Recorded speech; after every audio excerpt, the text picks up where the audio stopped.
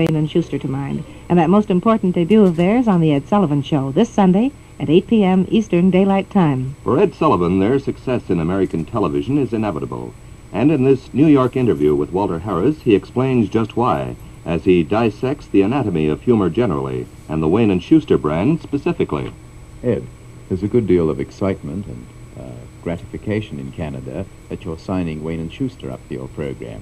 Would you like to tell us about it? I'd like to very, very much, Walter, and I trust that the excitement and delight above the border equals the excitement and delight below the border at our coup in getting Wayne and Shuster for our show.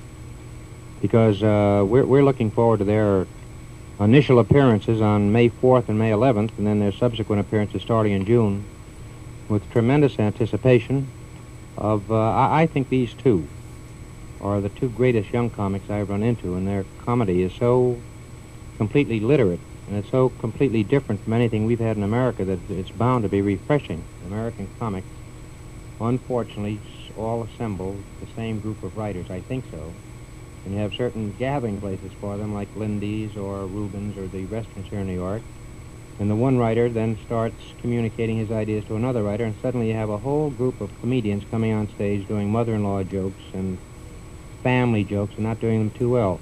Now, these two fellows here work against the background of the finest scripts possible, because they're parodies on the assassination of Caesar.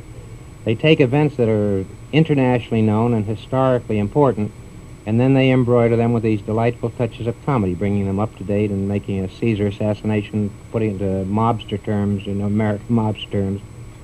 They're literate, they're truly amusing and gay, and I told them when they signed with us, I said, please stay in Canada and don't be contaminated by any of our gag writers down here. Just write your own stuff. I said, bring in your own musical conductor, bring in any performers you want out of Canada. I said, I don't want anything altered, because the thing that influenced me in getting you for our show was your success in Canada. And that feeling of mine is fortified by the fact that they've already passed the acid test before Canadian audiences. And I say that not in any sense of polishing the apple, but Canadian audiences have almost the identical awareness of comedy values as we have here, as I found out up at the CNE in Toronto when I was up there. Humor always seems to be a fascinating and interesting subject, Ed. Would you say that basically there was any difference between the Canadian, American, and British senses of humor? Well, before our experience on TV, I would have said yes, but since 10 years of experience on TV, in which our program has gone all over our country and all over Canada and out into Honolulu and up into Alaska, I'd say there's actually no difference at all. Now, that is proved by the fact that I brought over here to our country top comedians of England. And the top comedians of England, who were quite hesitant, actually, about coming here at first, discovered that their Mr. Pastry and their Hermione Gingold and all the rest of these fine British performers had equal, equivalent success in America. American audiences, outside of perhaps some colloquialisms that you'd have to change or some local references that would have no meaning here, the American audience reacted just the way I've seen them react at the Palladium or in any of the legitimate theaters in England.